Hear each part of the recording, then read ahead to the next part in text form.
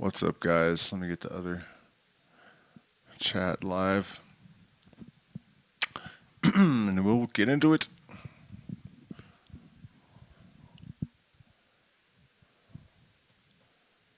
There it is.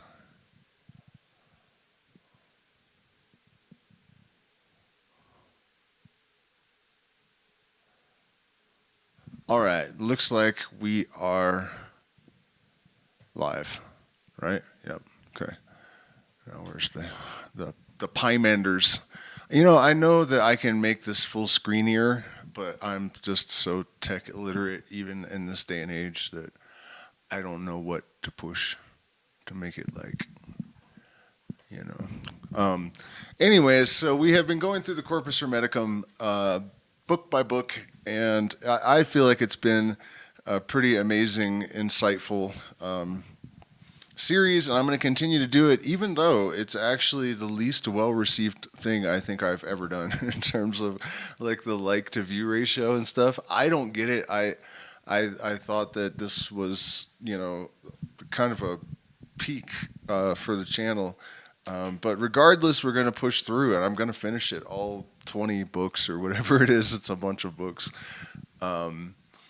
So yeah, I mean, basically the thing is that we are at a crossroads, and Hermes has a reputation for appearing at crossroads. This is what the Christians based their image of the devil upon: the horned angel that is a god of music and magic, like Lucifer, that you meet at the crossroads and make a deal with. And all of the idea of secrecy, that there's secret satanic cabals running the earth. There's not. There's secret hermetic cabals. And they're not really cabals, I mean, there's a lot of different secret societies, and there's a lot of things going on in the world. So it's difficult to generalize. But overall, that's the story. That's what's been happening with all of this, the real source of all these ridiculous conspiracy theories and demonization of real knowledge, and replacing it with this brain draining,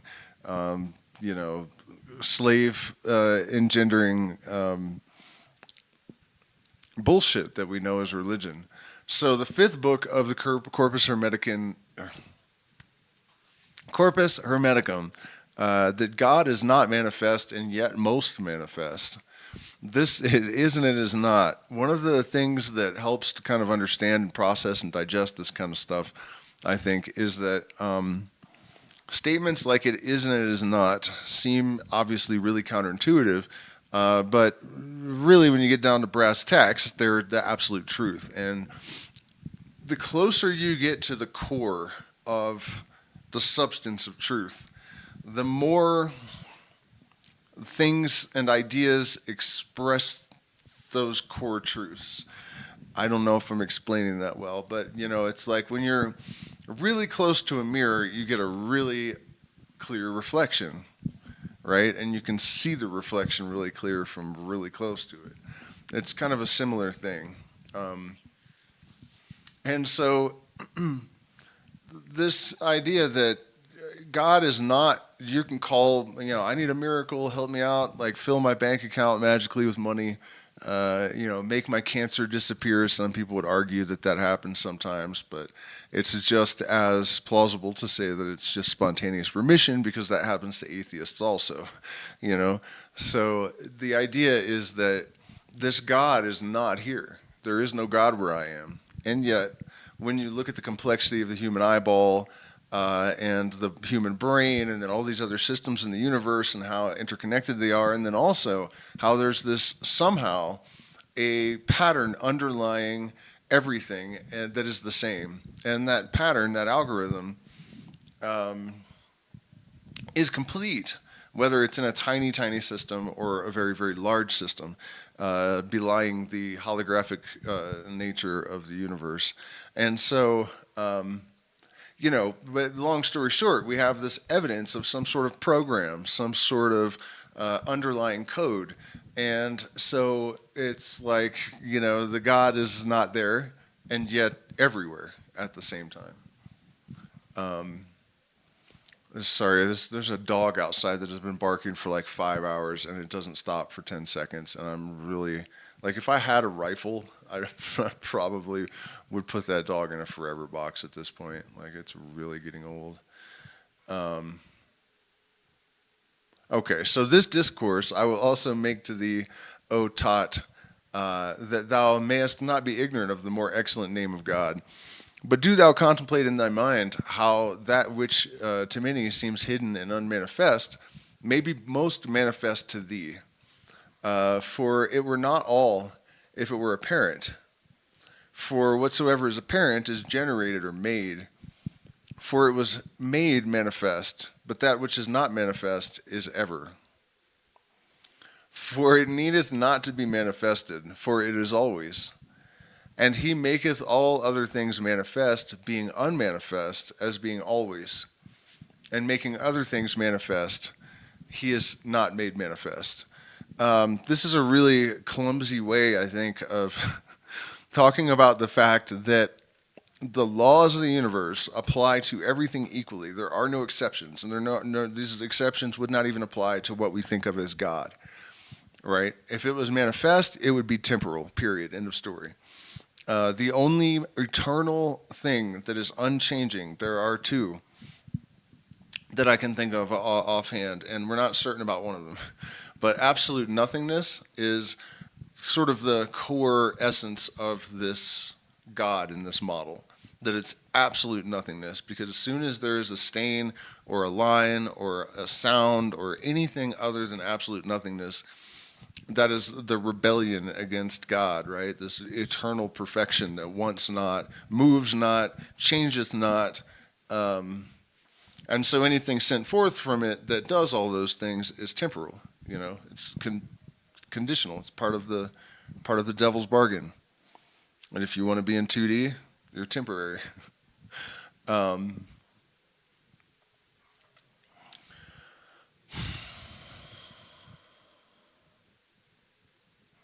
so, yeah, at its fundamental core, it's just this absolute nothingness. Himself is not, oh, the other thing is light. Sorry, I knew I missed something. The other thing is light. Photon is believed to be eternal, but it may not be. The minimum lifespan is believed to be 1 billion years, but the thing is, at the speed of light, there is no time, therefore there can be no change. There's not going to be any resolution, there's not going to be any denigration of this thing due to time, because there isn't any time that could possibly affect it. And so that's really interesting, because we have a lot of correlations from different systems that correlate light and this intelligence of creation.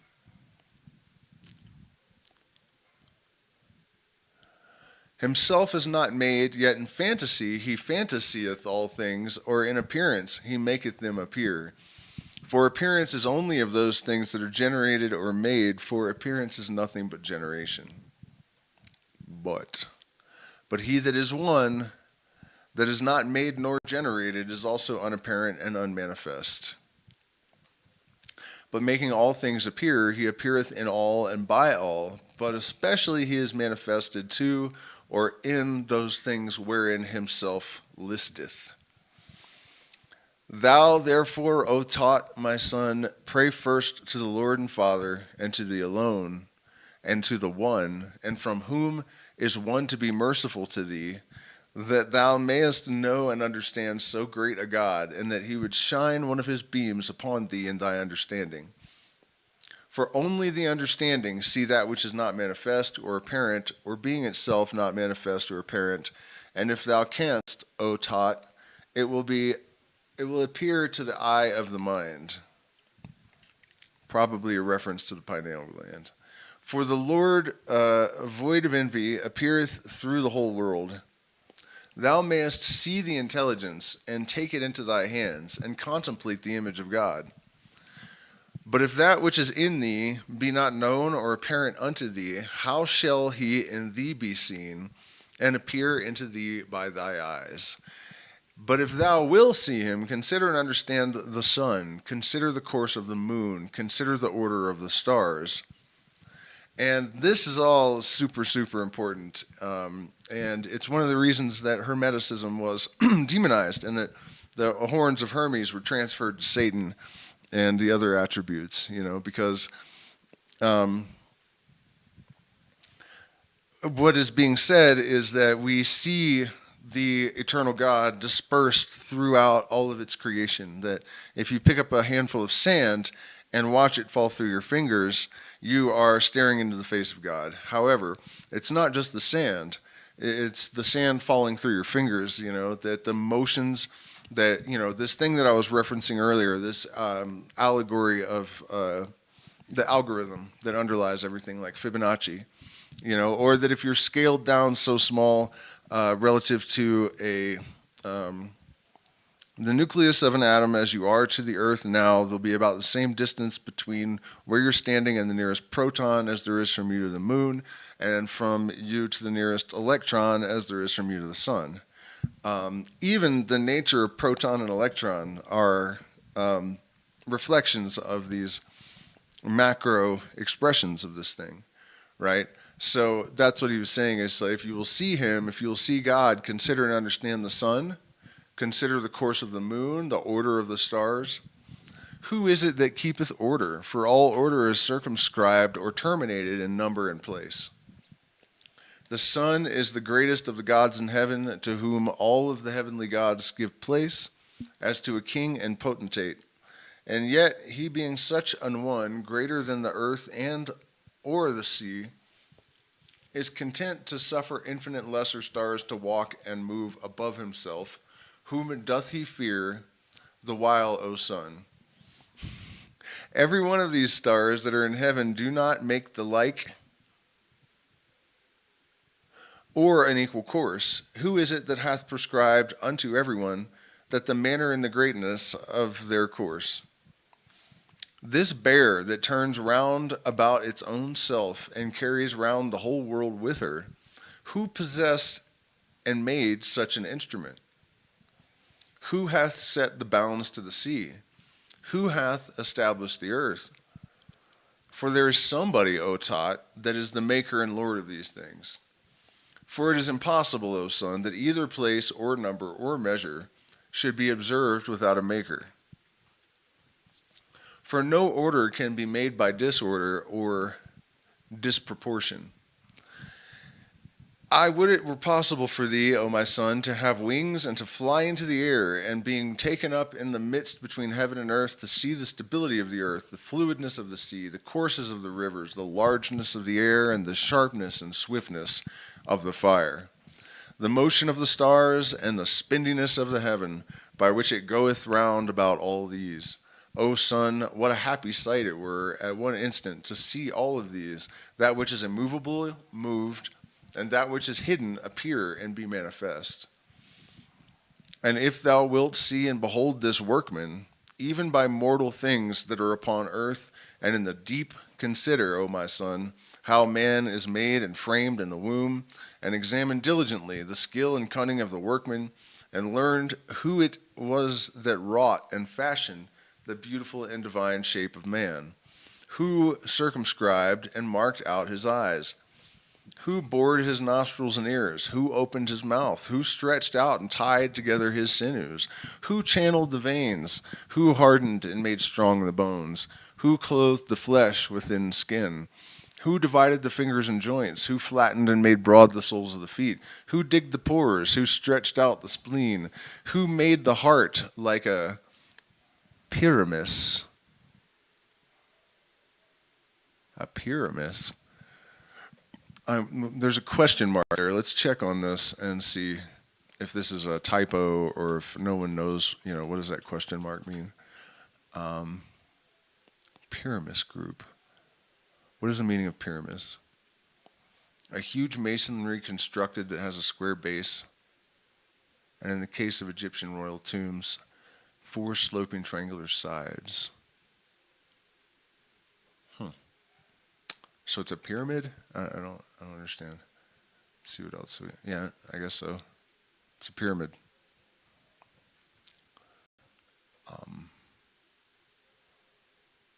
Yeah. All right. Well, interesting. Who made the liver? Wait a minute. Let's think about that for a second. So the pyramid is the most stable, sharp shape And that's why, the symbol of the Illuminati, supposedly, it's not really the Illuminati, but whoever, the overlords, with the all-seeing eye, you build your civilization based on that geometry, because it's the most stable. And so one of the implications there is that those things that are led by the heart are those things that have substance and permanence, I would say. Who made the liver broad? Who made the lights spongy? The fuck are the lights? And full of holes, that must be lungs. Who made the belly large and capacious? Who set out to outward view the more honorable parts and hide the filthy ones? Okay, so I do have something I can weigh in here. I think I understand what he's getting at, Blind random evolution, I talked about this a little bit last night, does not do it for me. And I don't think it should do it for anyone, I'm not saying that blind random mutations are not part of nature. But Lamarck was clearly at least possibly right. Nature knows that something is looking. There's no question about that. That there are visual cues and olfactory cues, and these things are by design. And so there is something inherent in nature that has the capacity to participate in the development of designs. And my theory about this always has been that God is not this eternal intelligence that's ruling over everything and consciously making decisions and choosing prophets and all of this kind of stupid shit, the fairy tale God, but an intelligence that's developing as a consequence of the complexification of matter in the universe, right? So he's just pointing out, look at the complexity, look at the, obvious truth here. Clearly, there is something hidden and constrained within nature. And then you might ask, well, then why doesn't it do stuff to prove that it's there? Liberal atheists love to ask that question all the time, and it's because they're ignorant. They don't understand that if this being were to overturn with but the force of a feather on any of these laws, the whole universe would come undone. So yeah, and the next line I think is, "Oh, great blindness and ignorance." You know what I mean? So the reason that it is crystallized in this thing, the intelligence is formatted, baked into the schematics, the wiring under the board, because it's constrained by its own laws in terms of its behavior. Let me check in with the chat too and make sure that my audio is cool and everything. What book is this? This is the 5th book of the Corpus Hermeticum. Is this public or private? Really, there's just no one there. Incredible. Oh man. All right. So yeah, let's continue.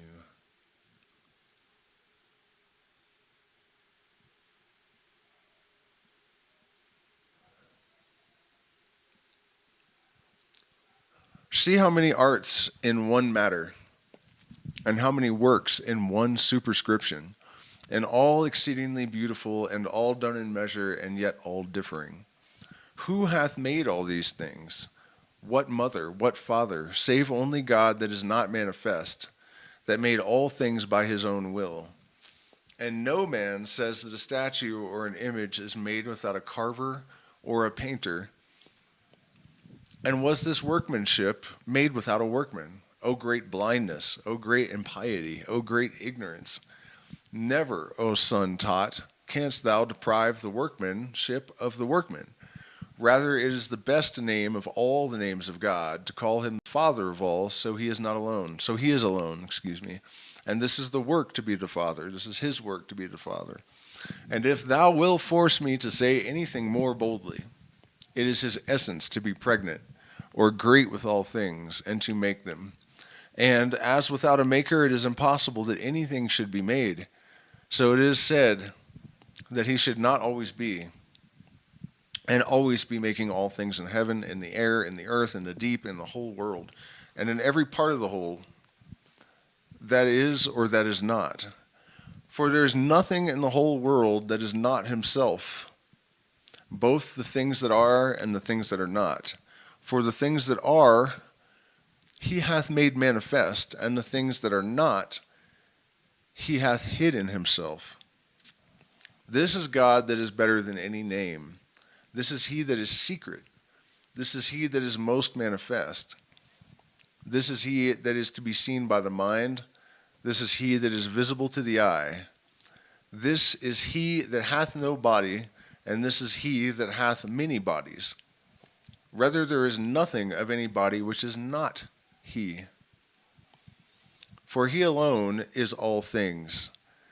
And for this cause he hath many names, because he is the one Father, and therefore he hath no name, because he is the Father of all.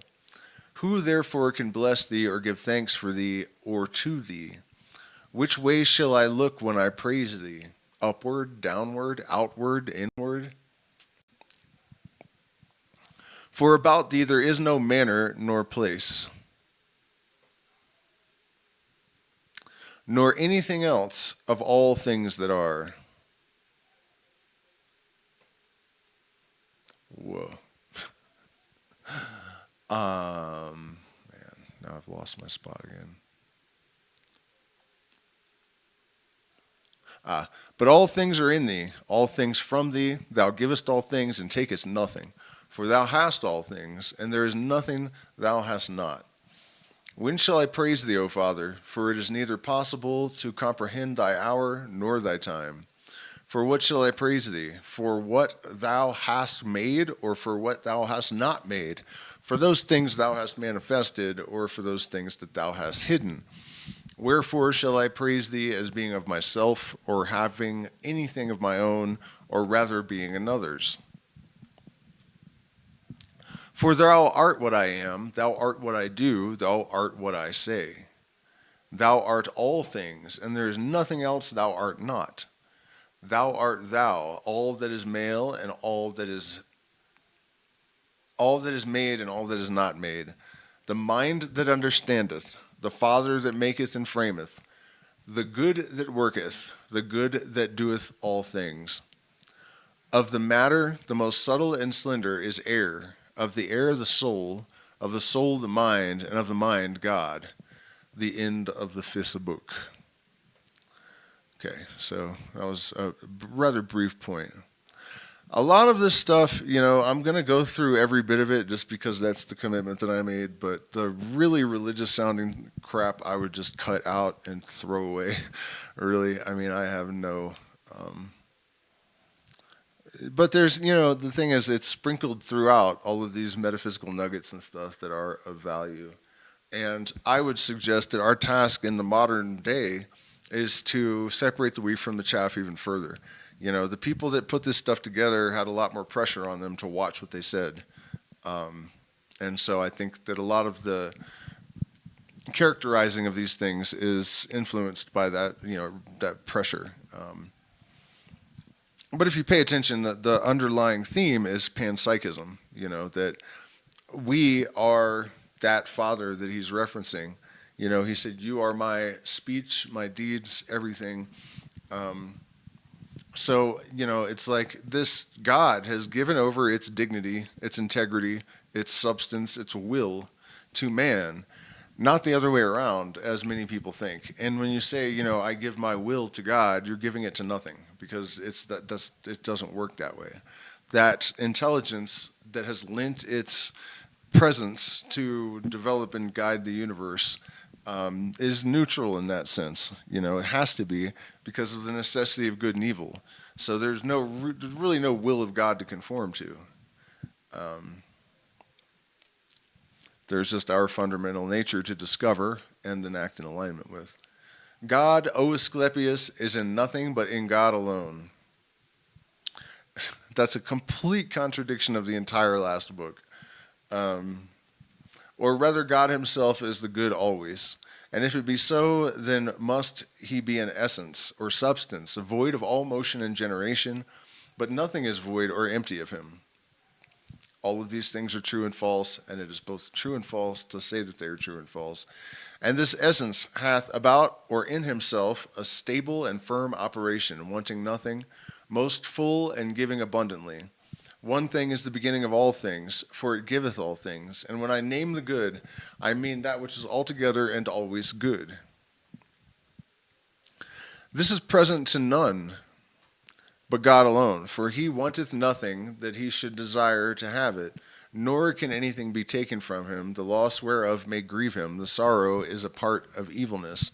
Nothing is stronger than he that he should be opposed by it, nor nothing equal to him that he should be in love with it, nothing unheard of to be angry, with nothing wiser to be envious at.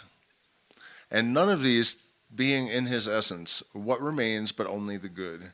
For as in this, being such an essence, there is none of the evils, so in none of the other things shall the good be found. For in all other things are all those other things, as well in the small as the great, as well as in the particulars as in this living creature, this greatest and mightiest of all. For all things that are made or generated are full of passion, generation itself being a passion, and where passion is, there is not the good. Where the good is, there is no passion. Where it is day, it is not night. Where it is night, it is not day. Of course, I would have to object to the idea that where there is passion, there is no good. This, again, influence of the Judeo-Christian religions and just generally aestheticism, I guess. Complete bullshit that any kind of passion is indicative of some tarnish, of our soul. I don't abide with that shit one bit. Wherefore it is impossible that in generation should be the good, but only in that which is not generated or made. Yet as the participation of all things is in the matter bound, so also of that which is good. After this manner is the world good, as it maketh all things, and in the part of making or doing it is good, but in all other things not good. For it is passible and movable, and the maker of passible things. In man also the good is ordered, or taketh denomination, in comparison of that which is evil. For that which is not very evil is here good, and that which is here called good is the least particle or proportion of evil. It is impossible, therefore, that the good should be here pure from evil, or here that the good groweth evil, and growing evil it doth not still abide good, and not abiding good it becomes evil. Therefore, in God alone is the good, or rather God is the good. I don't know who the hell wrote this book. These are all different authors, and this one's a bit ridiculous. Therefore, O Asclepius, there is nothing in men or among men but the name of good. The thing itself is not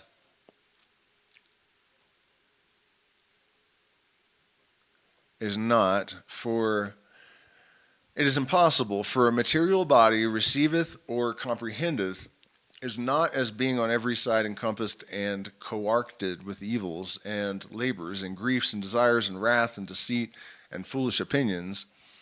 And in that which is the worst of all, Asclepius, every one of the forenamed things is here believed to be the greatest good, especially that supreme mischief, that pleasures of the belly, and the ringleader of all evils. Error, it is here the absence of the good. And I give thanks unto God that concerning the knowledge of good, put this assurance in my mind, that it is impossible it should be in the world. For the world is the fullness of evilness, but God is the fullness of good, or good of God. For the eminences of all appearing beauty are in the essence pure and more sincere, and peradventure they are also essences of it.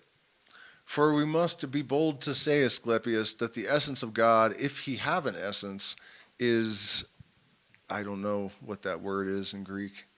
Shall we check? I believe we can. Oh, wait, was that right there? Translate to English?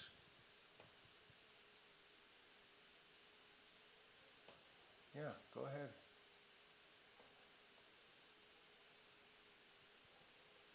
Okay.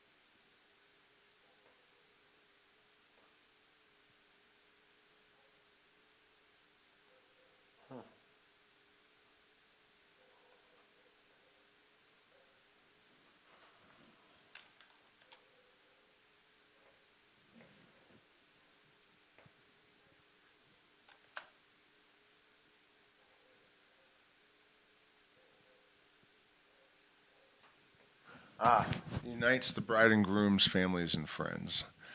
I think that's probably a clue at least. Asclepius, the essence of God, if you have an essence, is to bind or to unite. Yep, we got it. All right. That which is fair or beautiful, but no good is comprehended in this world, for all things that are subject to the eye are idols, and as it were, shadows. But those things that are not subject to the eye are ever especially the essence of the fair and the good. And as the eye cannot see God, so neither the fair and the good. For these are the parts of God that partake the nature of the whole, proper and familiar unto him alone, inseparable, most lovely, whereof either God is enamored, or they are enamored of God. If thou canst understand God, thou shalt understand the fair and the good, which is most shining and enlightening, and the most enlightened by God. For that beauty is above comparison, and the good is inimitable as God himself. As therefore thou understandest God, so understand the fair and the good, for these are incommunicable to any other living creatures, because they are inseparable from God. This just doesn't sound, that's not even a coherent statement. If thou seek concerning God, thou seekest or askest also of the fair, for there is one way which leadeth to the same thing, and that is piety with knowledge. Fair. Wherefore they that are ignorant, and go not in the way of piety, dare call men fair and good, never seeing so much as in a dream what good is. But being enfolded and wrapped up all evil, and believing that the evil is the good, they by that means use both it insatiably, and are afraid to be deprived of it. And therefore they strive by all possible means that they may not only have it, but also increase it. Such, O Asclepius, are the good and fair things of men, which we can neither love nor hate, for this is the hardest thing of all, that we have need of them and cannot live without them. The end of the 6th book. Now, on that last bit, there was a whole lot of gobbledygook, and a whole lot of stuff that I don't really agree with at all. But that last bit about how men confuse good for evil, there was a study done in the 1970s. Shall we pull it up? Let's go ahead and pull it up.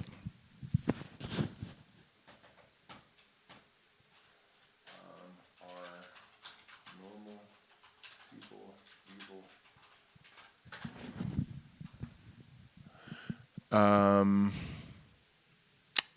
Social psychologists, let's see, found that people can be persuaded to commit evil. No.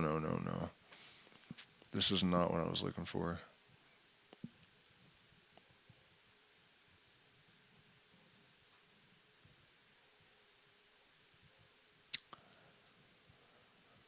Pete Singer. I think this is the one.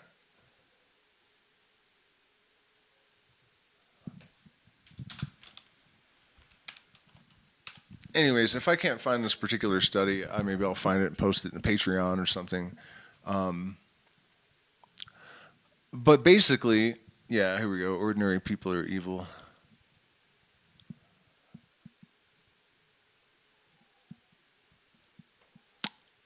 Anyways, the gist of it is, and I think that was the original author, Peter Singer, if you guys want to watch that video later or whatever, but basically he concluded that what we consider normal is actually evil, that people's tendency to turn a blind eye to the horrors of the world and their level, the degree to which we think self-preservation is ethical, and on, that things that we have accepted as normal are normal only relative to how fucking evil our culture is. And, there's an idea in most religions, really, and certainly in Hermeticism, and explicitly stated in some of the secret Masonic books. I'm sorry, you guys, I have so much static electricity in my hair right now for some reason that, it's kind of driving me crazy. Look at that. I have no idea why. Ever since we moved up here into the Andes, it's been like that. But that there's like a baseline morality, that's generated by logic, and it's really a mathematical conclusion, that is generated by other standards of natural law and nature's conduct and whatnot. And that our society has created blind spots in regards to the architecture of the universe that allow us to maintain these evils as normal, and that is actually that originates with the overlords, because they have to maintain a certain type of perception in the minds and hearts and beings of the common person in order to continue their exploitation. So that's what's up, and that's what awakening really is. That's what, illumination is really about, to discover these things and to realize exactly the farce that's been perpetrated on humanity. And we really are, I think, at the curtain closing, a fitting feast of abject insanity, the dark curtain before the last calamity. Yeah, you guys know what I mean. The end of the 6th book. All right, well, let's continue. We've only been going for half an hour. And you guys, you just got to kind of be patient with this old hermetic stuff, because the first couple of books were extraordinary. The last 2 I could have done without. There was an important point, at least one, in each of them. But, it's not all going to be amazing. However, there are definitely things like the Lament of Asclepius and the first couple of books. And I don't really know, because it's been many, many years since I've looked at this stuff. The 7th book, The Secret Sermon in the Mount of Regeneration and the Profession of Silence, to his son Thoth. Check in with the chat real quick again. Alive to Thrive. Munching on some psilocybin for this one. Nice. Yeah, like I said, guys, just be forewarned. It's going to go up and down in terms of, how mind-blowing this is. But it will hit high peaks, and you will feel them. So please hit the like button, share, subscribe. Consider supporting us via one of the options in the chat, or by becoming a patron. You get access to a whole biggity bunch of stiggity stuff. To his son Thoth, in the general speeches, O Father, discoursing of the divinity, thou speakest enigmatically, and didst not clearly reveal thyself, saying that no man can be saved before regeneration. Ah, yes, now we're getting into some interesting ideas again. And when I did humbly entreat thee at the going up to the mountain, after thou hadst discoursed to me, having a great desire to learn this argument of regeneration, because among all the rest I am ignorant only of this. Thou toldest me, thou wouldest impart it to me, bitch, when I would estrange myself from the world, whereupon I made myself ready, and have vindicated the understanding that is in me from the deceit of the world. I know that feeling. Relatable. Now then, fulfill my defect, and as thou saidst, instruct me of regeneration, either by word or mouth or secretly. For I know not, O Trismegistus, of what substance or what seed or what womb a man is thus born. And what's interesting here is it looks like, because Thoth is Thoth, or taught, or thought even. Thought, the mind. I would think that Thoth would be the father of Hermes, not the other way around, but this seems to be casting it as if Trismegistus is the father of Thoth. It's odd. O son, this wisdom is to be understood in silence, and the seed is the true good. Thoth, who soweth it, O father, for I am utterly ignorant and doubtful. Hermes, the will of God, O son, and what manner of man is he that is thus born? For in this point I am clean deprived of the essence that understandeth me. The Son of God will be another. God made the universe, that in everything consisteth of all powers. Thou tellest me a riddle, Father, and dost not speak as a father to a son. Son, things of this kind are not taught, but are by God, when he pleaseth, brought to remembrance. Brought to remembrance. Thou speakest of things strained or far-fetched and impossible, Father, and therefore I will directly contradict them. Wilt thou prove a stranger, son, to thy father's kind? Do not envy me, Father, or pardon me. I am thy natural son. discourse unto me the manner of regeneration. Part of what is being suggested here is that because we are a little piece of the algorithm, this fractal algorithm, that the knowledge of all things exists within us in some way, shape, or form, and that we have the capacity to remember, really the totality of information. And I was actually kind of getting into this with ChatGPT the other day, and talking about how, what I pointed out is we have galaxies that are built on Fibonacci, and then we have much smaller things that also, and then, we also can see Fibonacci in charts for cryptocurrency and stock markets.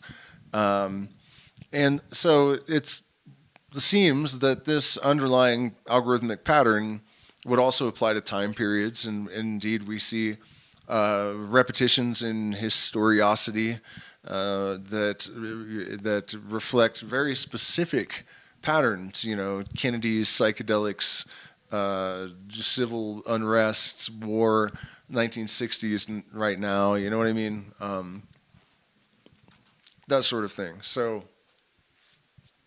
the idea is that if the universe is entirely fractal, as soon as the subconscious pattern recognition system latches on to even a small part of the pattern, it's all it needs to have the whole thing.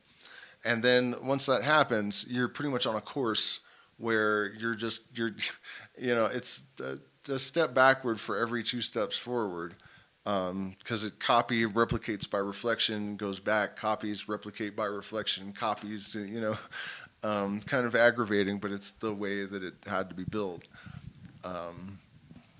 And so, this idea of regeneration is also the regeneration of the knowledge of how we got here in the first place, and what I mean, regenerating that memory. And I just told you how it, the algorithm, that's the fractal algorithm. That's how it be done, though. What shall I say, O my son? I have nothing to say more than this, that I see in myself an unstrained sight or spectacle made by the mercy of God, and I am gone out of myself into an immortal body, and am not now what I was before, but was begotten in mind. This thing is not taught, nor is it to be seen in this formed element, for which the first compounded form was neglected by me, and that I am now separated from it. For I have both the touch and the measure of it, yet I am now estranged from them. Thou seest, O son, with thine eyes, but thou never look so steadfastly upon me with the body and bodily sight. Thou canst not see nor understand what I am now. Thou hast driven me, O Father, into no small fury and distraction of mind, for I do not now see myself. I would, O son, that thou also wert gone out of thyself like them that dream in their sleep. Then tell me this, who is the author and maker of regeneration? The child of God, one man by the will of God. Now, O Father, thou hast put me to silence forever, and all my former thoughts have quite left and forsaken me. For I see the greatness and shape of things here below, and nothing but falsehood in them all. And since this mortal form is daily changed and turned by time into increase or diminution as being falsehood, what therefore is true, O Trismegistus? That, O my son, which is not troubled, nor bounded, nor colored, not figured, not changed, that which is naked, high, comprehensible only of itself, unalterable and unbodily. The 2 answers there again are nothing and light. Now I am mad indeed, O Father, for when I thought me to have been made a wise man by thee, with these thoughts thou hast quite dulled all my senses.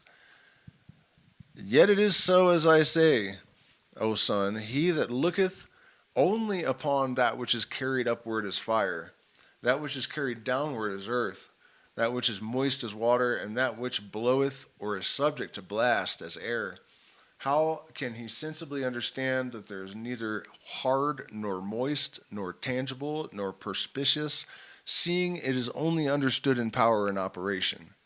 But I beseech and pray to the mind, which alone can understand the generation which is in God. Now that is fucking crazy. If my interpretation of this is correct, he's saying that it's not the wood and the dirt and, the water. It is that which operates behind all of these things that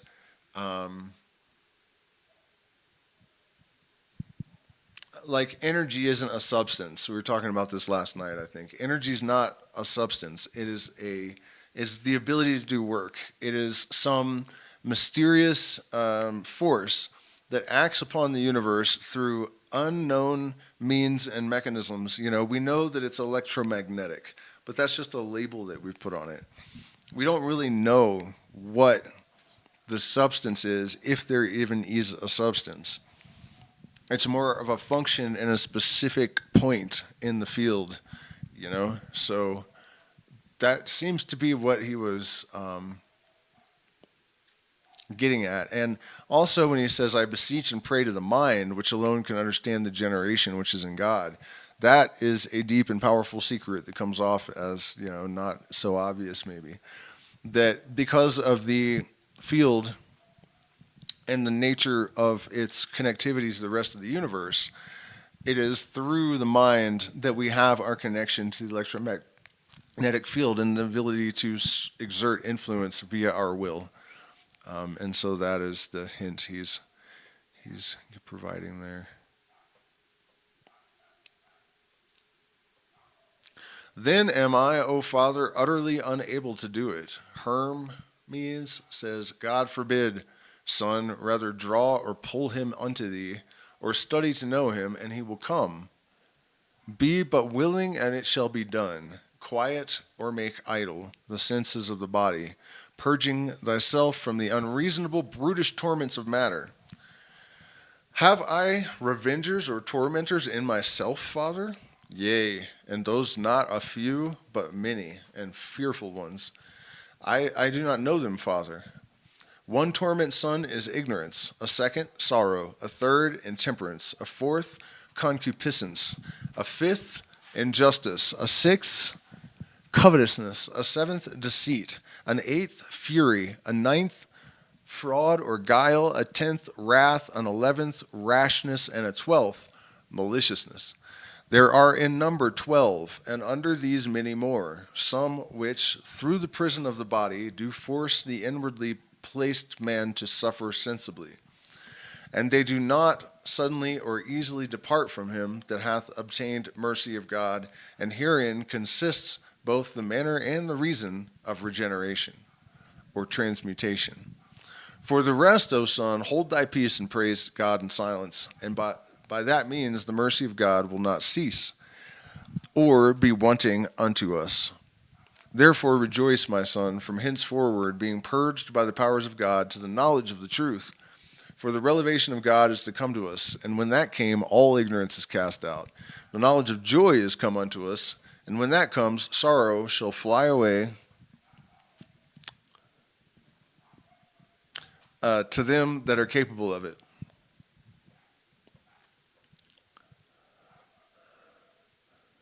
Okay, so what is the real practical, pragmatic meaning behind all that? It's not just people. People think I think a lot of religious people that you just call down God and you're filled with glory, and then all of the evil departs, and you just watch how they act, and it's obviously not how it works. It's not what he's saying. It's not what is meant at all. This is why religion is so popular, and that are things like Hermeticism are kind of on the back burners and in the dusty bookshelves of used bookstores and whatnot. Because it doesn't offer this ridiculous promise of, instant gratification that people are so fond of. What it really means is that, once you understand the real truth of the universe, you understand why there's evil in the world, you understand the nature of duality, you understand the things of God, as he put it, the reason for all of the different constituent elements in the universe, and the function of and derivatives of their interplay, right? So, and then that brings you to some kind of peace. But you don't do that just by saying, confess Jesus or whatever. It's not going to do anything. That's not real. I call unto joy the power of temperance, a power whose virtue is most sweet. Let us take her unto ourselves, O son, most willingly, for how at her coming hath she put away intemperance. Now I should call forth continence, the power which is over concupiscence. This, O son, is the stable and firm foundation of justice. For see how without labor she hath chased away injustice, and we are justified, O son, when injustice is away. The sixth virtue which comes into us I call communion, which is against covetousness. And what then covetousness is gone I call truth, and when she cometh, error and deceit vanisheth. See, O son, how the good is fulfilled by the access of truth. For this by means envy is gone from us, for truth is accompanied with the good, together also with life and light. And there came no more any torment of darkness, but being overcome, they all fled away suddenly and tumultuously. Thou hast understood, O son, the manner of regeneration. For upon the coming of these 10, the intellectual generation is perfected. And then it driveth away the 12, and we have seen it in the generation itself. Why do you think you guys think, and I'm not promoting communism. I don't promote any ism, so don't try to twist this into that, because it's not that. But there is some truth that when there is an awareness of the collective organism, of the collective as a single organism, there is longevity and health and peace and greater prosperity. We know that the more collaborators you have, the more exponential the potential is multiplied. The power of each individual component is amplified further by extension in the sum total. So that is what he's saying here, that basically the destruction and the insanity, the denigration and desecration of the original principles of the United States, for example, it is covetousness that has caused that entirely. Fucking entirely. And the reason that people are being pushed so hard to maintain that sort of self-serving paradigm, really, the paradigm of abject materialism, is so that they can continue to be exploited, and also so that they are insisting on disempowering themselves. That's a crazy trick that they've played. And most of these fuckers are just way too off the deep end with ego to consider that they have just been duped that badly, to the extent that they're literally standing on their own throats, But that's the reality that we're dealing with. And it's true that communion is against covetousness, and it is a virtue.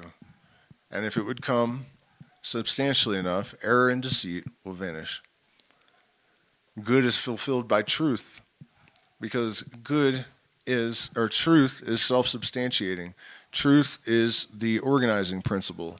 Truth is the aggregation of creative principles and actions, and revealed in light.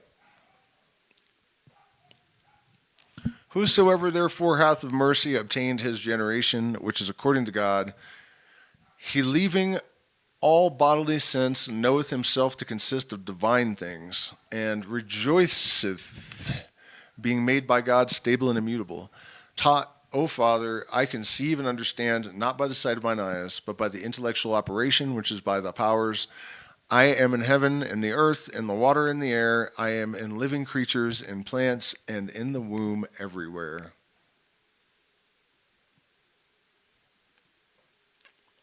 Yet, tell me further this one thing. How are the torments of darkness, being in number 12, driven away and expelled by the 10 powers? What is the manner of it, Trismegistus? This tabernacle, O son, consists of the zodiacal circle, and this consisting of 12 numbers. the idea of one, but all formed nature admit of diverse conjugations to the deceiving of man. And though they be different in themselves, yet they are united in practice, as for example, rashness is inseparable from anger. And they are also indeterminate. Therefore, with good reason do they make their departure, being driven away by the 10 powers, that is to say, by the dead. For the number of 10, O son, is the begetter of souls. And there life and light are united, where the number of unity is born of the Spirit. Therefore, according to reason, unity hath the number of 10, and the number of 10 hath unity. O Father, I now see the universe and myself in the mind. This is regeneration, O Son, that we should not any longer fix our imagination upon this body, subject to the 3 dimensions, according to this speech, which we have now commented, that we may not at all culminate colluminate the universe. Colluminate.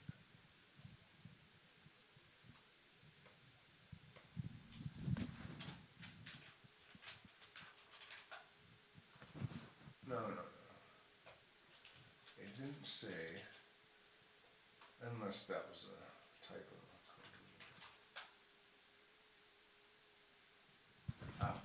To make false and malicious statements about someone to damage their reputation. Interesting. Yeah.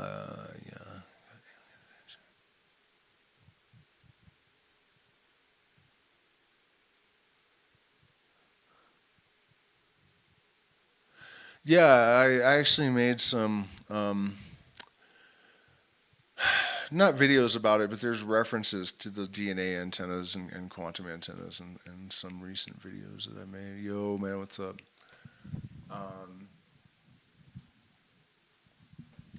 Tell me, O Father, this body that consists of powers, shall it ever admit of dissolution?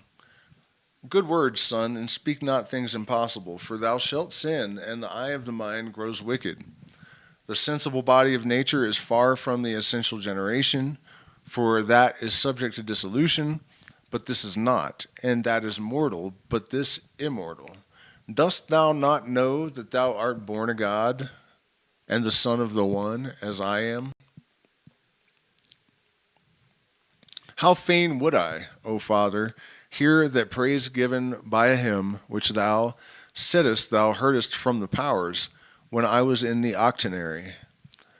As Poimander said, by way of oracle, to the octonary, thou dost well, O son, to desire the solution of the tabernacle, for thou art purified.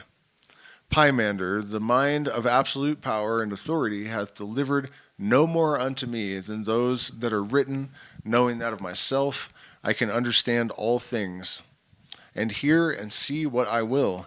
And he commanded me to do those things that are good, and therefore all the powers that are in me sing. I would hear thee, O Father, and understand these things. Be quiet, O Son, and now hearken to the harmonious blessing and thanksgiving, to the hymn of regeneration, which I did not determine to have spoken of so plainly, but to thyself in the end of all. Wherefore this is not taught, but hid in silence. So then, O son, do thou, standing in the open air, worship, looking to the north wind, about the going down of the sun, and to the south, when the sun ariseth, and now keep silence, son, the secret song, the holy speech.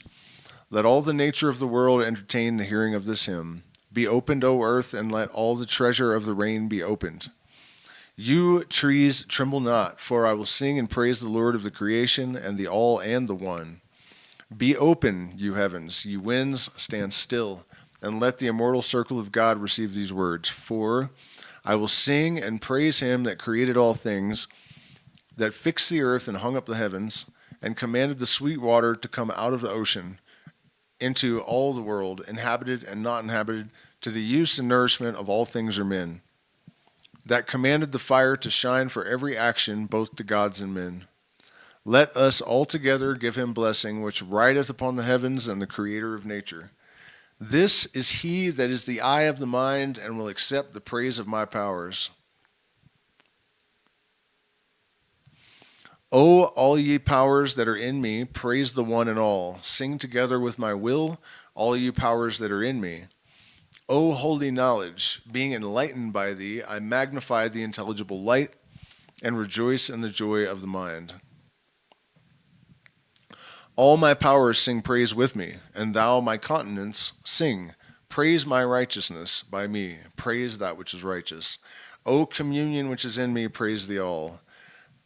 By me the truth sing praise to the truth.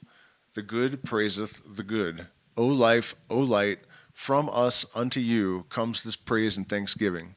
I give thanks to thee, O Father, the operation or act of my powers. I give thanks unto thee, O God, the power of my operations. By me the word sings praise unto thee. Receive by me this reasonable or verbal sacrifice in my words. The powers that are in me cry these things. They praise thee all. They fulfill thy will. Thy will and counsel is from thee unto thee. This is an interesting way to phrase this. By me the word sings praise unto thee. Receive by me this reasonable or verbal sacrifice in words. But by me the word sings praise unto thee. The word, the logos, being this vibration that came forth from the light, and I think really it gave rise to the light. The oscillating wave gave rise to the light, and that wave oscillating was the word. And so now that vibration has taken the form of Hermes, who is singing. So by me the word sings praise unto thee. O all, receive a reasonable sacrifice from all things. O life, save all that is in us. O light, enlighten. O God the Spirit, for the mind guideth or feedeth the word. O spirit-bearing workman. Thou art God, thy man crieth these things unto thee through, by the fire, by the air, by the earth, by the water, by the spirit, by the creatures. From eternity I have found means to bless and praise thee. I have what I seek, for I rest in thy will. O Father, I see thou hast sung this song of praise and blessing with the whole will, and therefore have I put and balanced it in my world. Say in thy intelligible world, O Son. I do mean in my intelligible world, for by thy hymn and song of praise my mind is enlightened, and gladly would I send from my understanding a thanksgiving unto God. Not rashly, O Son, in my mind, O Father.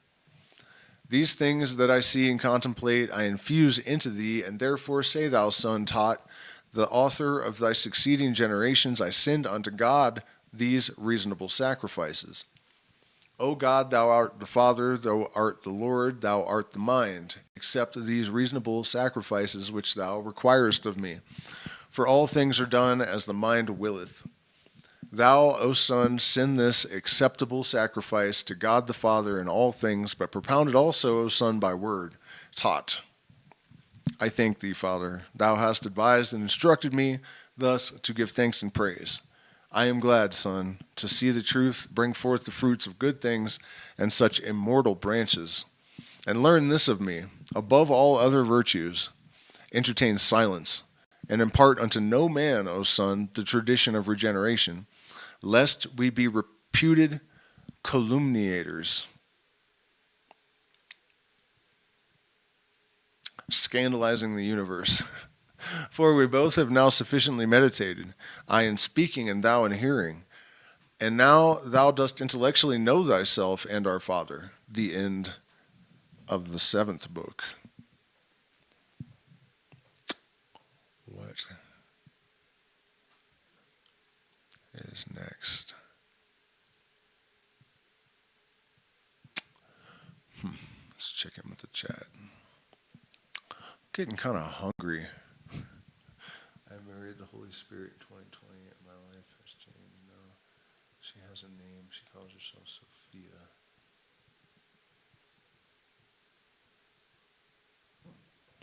Interesting. Sophia is wisdom. I love your content, man. I know it's a weird question, but are you from Michigan? No, I've never been to Michigan, but my grandmother was born in Michigan.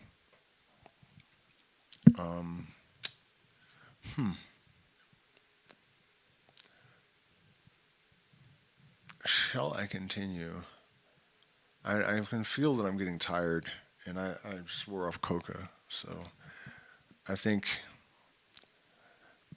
I think maybe we'll, if you guys have any questions or anything, then I will spend a few minutes chatting with you guys happily. But I think we're gonna save the rest of this for many more nights. Plenty of time. Let's see, which one should I make bigger? How about this one? There's that one. And here I am. Yeah, and we remade the Yopo video today because I was getting in trouble and I can't afford to have downtime, so I don't want to get strikes on YouTube. And we remade our Yopo video today, or at least we shot some video. Promotional video for the retreats is coming up in a couple of days, and be aware that that's on the table if anyone is interested in that. If you're a patron and have been for some time, then you are eligible for varying degrees of discounts depending on your tier and how long you have been a patron. So we're doing some in the Sacred Valley and one in Manu in the Amazon rainforest. So hit me up if you bout that. How many books? Hey, what's going on, Russell Ford? How many books are there? There's, I don't know. There's a bunch. Let's ask the Oracle. I know that there's at least 8 because how many books? Corpus Hermeticum.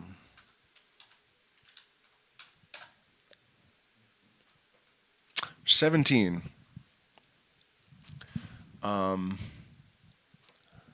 So we are at the, let's see, the Poimanders, and then the next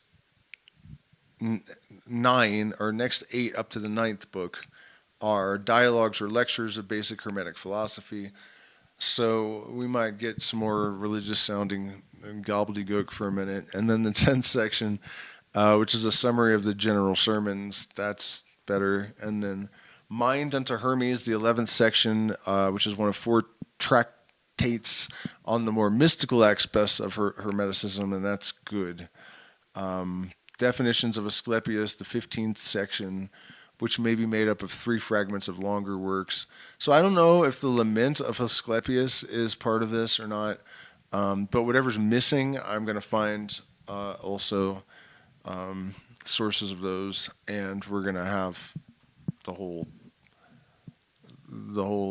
it's not just the Corpus Hermeticum, but the Corpus Hermeticum, and I guess we could say essential text. I've already done a full playlist on the Kybalion where I read the entire Kybalion and offered commentary.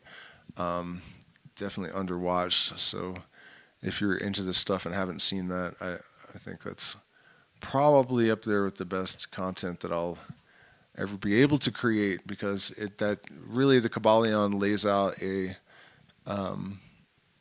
perfect foundation for Western mystery type knowledge. Have you ever done Enochian magic?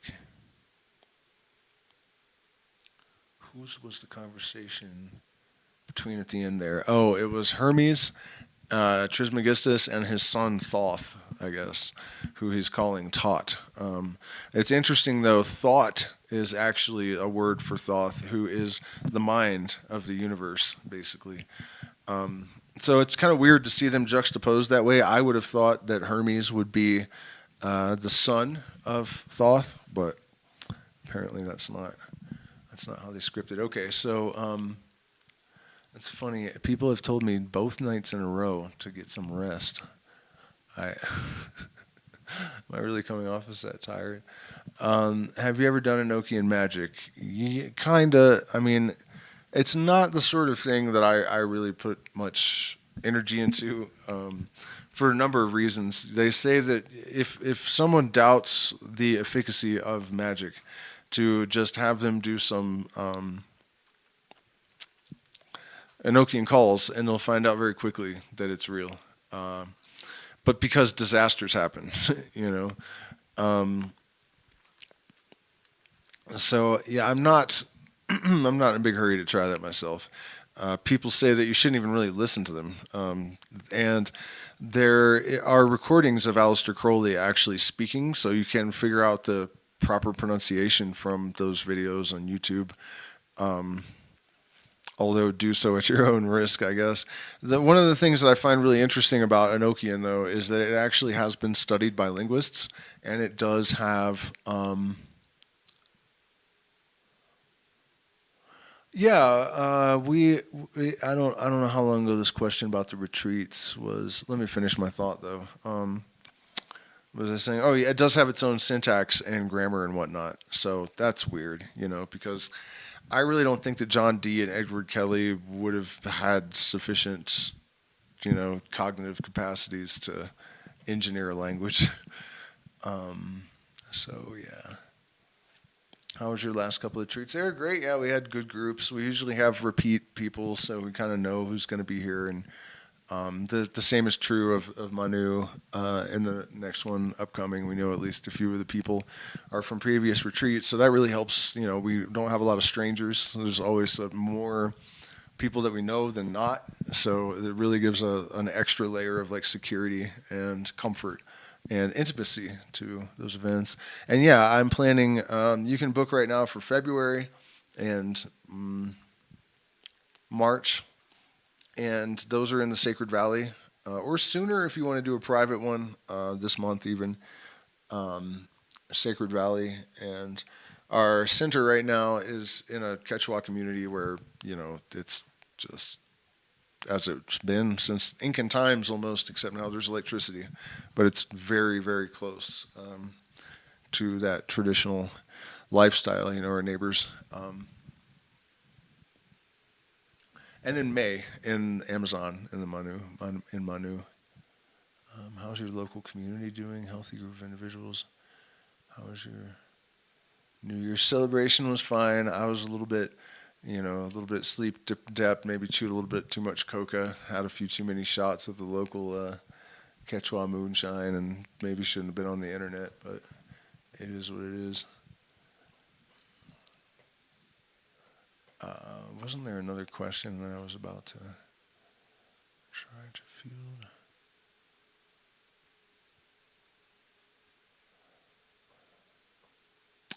Nope, I don't see anything else. I don't know, guys. Shall we go through another book? Yeah, let's see. Is it long? Yeah, let's do the 8th book, and then I think we're out of the sermons, and we'll pick up with the 9th on the next riggedy round. So, shrink my putters. This one here. This one's still the same, right? Yeah. Okay, okie dokie.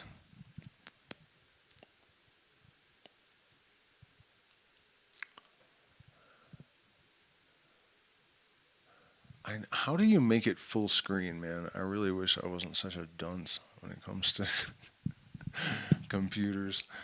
Okay, the greatest evil in man is the not knowing God.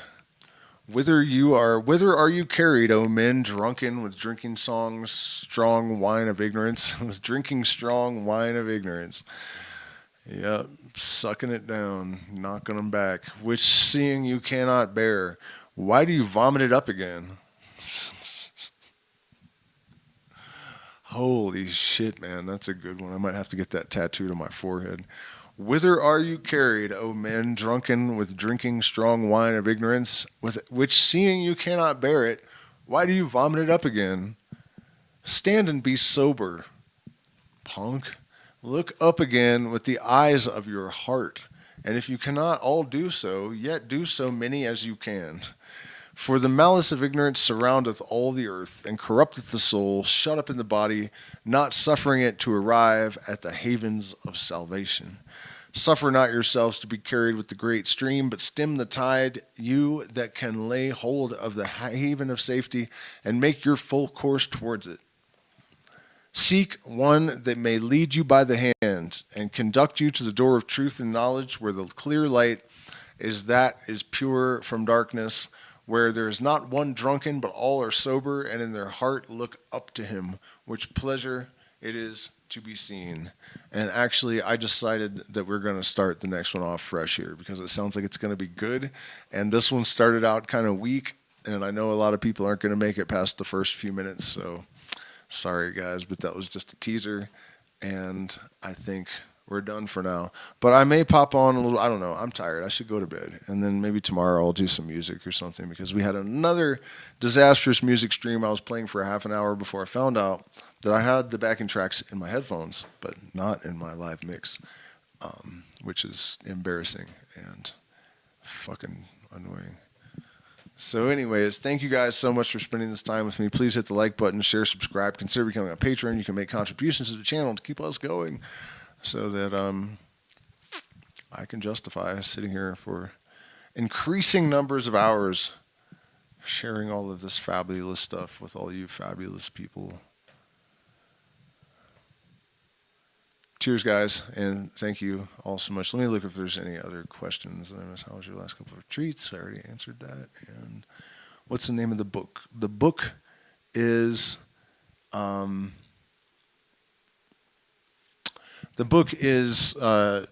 book 8, I guess. The last part was book 7 or book 8 of the Corpus Hermeticum, which is mostly conversations between either the Pymander or the Poimander, which is a dragon of light that Hermes received instructions from, and other dialogues are between Hermes and Asclepius, or Thoth and Hermes, and I think these last ones were between Thoth and Hermes.